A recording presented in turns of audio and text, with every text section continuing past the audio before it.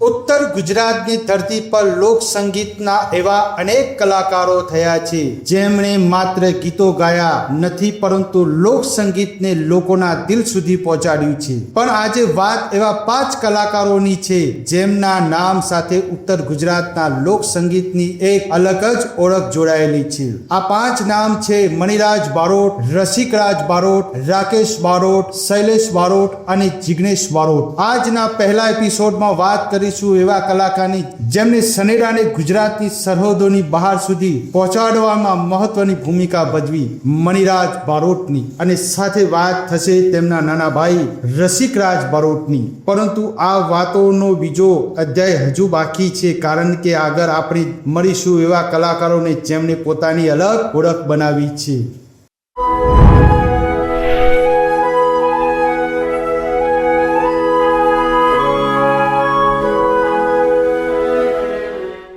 નમસ્કાર મિત્રો, મણિરાજ બારોટ ગુજરાતના જાણીતા લોક ગાયક તરીકે લોકપ્રિય થયા હતા। ઉત્તર ગુજરાતના તુરી બારોટ સમાજમાં ભવાઈના વેશ દરમિયાન ગવાતા સનેડા નામના લોકગીતના પ્રકારને તેમને વિશાળ લોકપ્રિયતા આપવામાં મહત્વની ભૂમિકા ભજવી। મણિરાજ બારોટ મૂળ પાટણ નજીક આવેલા બાલવા ગામના વતની હતા। તેમના પરિવારની વાત કરીએ તો તેમના પિતાનું નામ શિવરાજ બારોટ અને માતાનું નામ કેશરબા હતું। મણિરાજ બારોટ 6 ભાઈ બહેનમાં બીજા ક્રમે હતા। સૌથી મોટા ભાઈનું નામ ભવનભાઈ, ત્યારબાદ મણિરાજ બારોટ અને સૌથી નાના ભાઈ રસિક બારોટ। તેમની 3 બહેનોના નામ ડાહીબેન, તારાબેન અને કાંતાબેન હતા।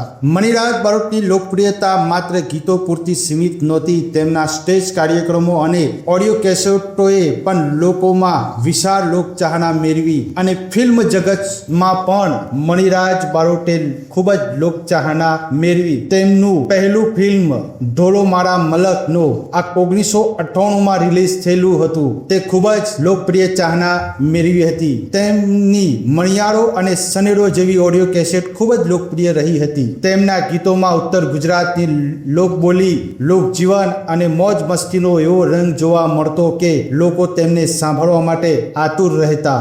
પરંતુ લોક સંગીતની દુનિયાને એક મોટો આઘાત ત્યારે લાગ્યો જ્યારે માત્ર 42 વર્ષની વયે મણિરાજ બારોટનું અવસાન થયું। નવરાત્રિના 8મના દિવસે 30 સપ્ટેમ્બર 2006ના રોજ રાજકોટ નજીક આવેલા એક રિસોર્ટમાં તેમને હૃદય રોગનો હુમલો આવ્યો અને તેમનું અવસાન થયું। મિત્રો, તે સમયે મણિરાજ બારોટ સ્ટેજ પ્રોગ્રામ કરી રહ્યા હતા। એક એવો કલાકાર જેનો અવાજ લોકોના ઉત્સવનો ભાગ બની ગયો હતો, તે અચાનક મૌન થઈ ગયો। પરંતુ કલાકારનું શરીર દુનિયામાંથી જાય છે, તેમની કલા અને અવાજ લોકોના દિલમાં જીવતા રહે છે। મણિરાજ બારોટની 4 દીકરીઓ છે। તેમની દીકરી રાજલ બારોટ પણ ગાયકીના ક્ષેત્રમાં કાર્યરત છે અને સ્ટેજ કાર્યક્રમો તથા આલ્બમમાં તેમથી સંગીત ક્ષેત્રે પોતાની ઓળખ બનાવી રહી છે। રાજલ બારોટનું પણ એક ગુજરાતી ફિલ્મ આવ્યું હતું, સિંહણના સોગંદ કરીને તેમનું પણ પ્રથમ એક ગુજરાતી મૂવી આવ્યું હતું। હવે વાત મણિરાજ બારોટના નાના ભાઈ રસિકરાજ બારોટની। મણિરાજ બારોટના પરિવારની વાત કરીએ ત્યારે તેમના નાના ભાઈ રસિકરાજ બારોટનું નામ પણ મહત્વનું બની જાય છે। રસિકરાજ બારોટ પણ સંગીત ક્ષેત્રે સક્રિય રહ્યા છે અને તેમને અનેક આલ્બમો તથા સ્ટેજ કાર્યક્રમોમાં પોતાની કલાને રજૂ કરી છે। તેમની કારકિર્દીની વાત કરીએ તો ગબ્બર ઉપર પેપરો નામની ઓડિયો કેસેટ તેમની લોકપ્રિય કૃતિઓમાંની એક રહી હતી। જેમ મણિરાજ બારોટનો મણિયારો અને સનેડો જેવી કેસેટોએ લોકપ્રિયતા મેળવી, તેમ રસિકરાજ બારોટની ગબ્બર ઉપર પેપરો એ પણ શ્રોતાઓમાં પોતાની અલગ ઓળખ બનાવી। અહીં એક વાત ખાસ સમજવી જરૂરી છે, મણિરાજ અને રસિકરાજ બંને ભાઈઓ હોવા છતાં બંનેની પોતાની અલગ સંગીત સફર રહી છે। એક તરફ મણિરાજ બારોટે સનેડાને વિશાળ લોકપ્રિયતા અપાવી તો બીજી તરફ રસિકરાજ બારોટે પોતાના આલ્બમ અને સ્ટેજ કાર્યક્રમો દ્વારા સંગીત ક્ષેત્રે યોગદાન આપ્યું। મણિરાજ બારોટ અને રસિકરાજ બારોટની વાત અહીં પૂરી થતી નથી, કારણ કે આ જ પરિવાર સાથે જોડાયેલી બીજી એક મહત્વની કડી છે તારાબેનના પુત્રો શૈલેષ બારોટ, રાકેશ બારોટ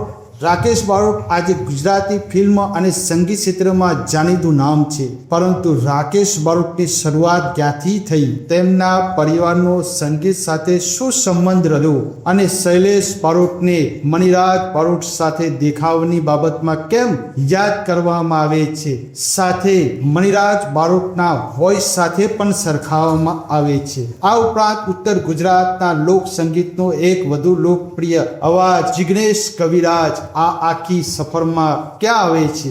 આ તમામ વાતો જાણવા માટે જોડાયેલા રહેજો આપણા બીજા એપિસોડ સાથે. વિડીયો ગમ્યો હોય તો લાઈક કરો, ચેનલને સબસ્ક્રાઇબ કરો અને કોમેન્ટમાં જરૂર જણાવો કે તમને મણિરાજ બારોટનું કયું ગીત સૌથી વધુ ગમે છે. આગળના એપિસોડમાં મળીશું રાકેશ બારોટ, શૈલેષ બારોટ અને જિગ્નેશ કવિરાજ સાથે. ત્યાર સુધી જય માતાજી.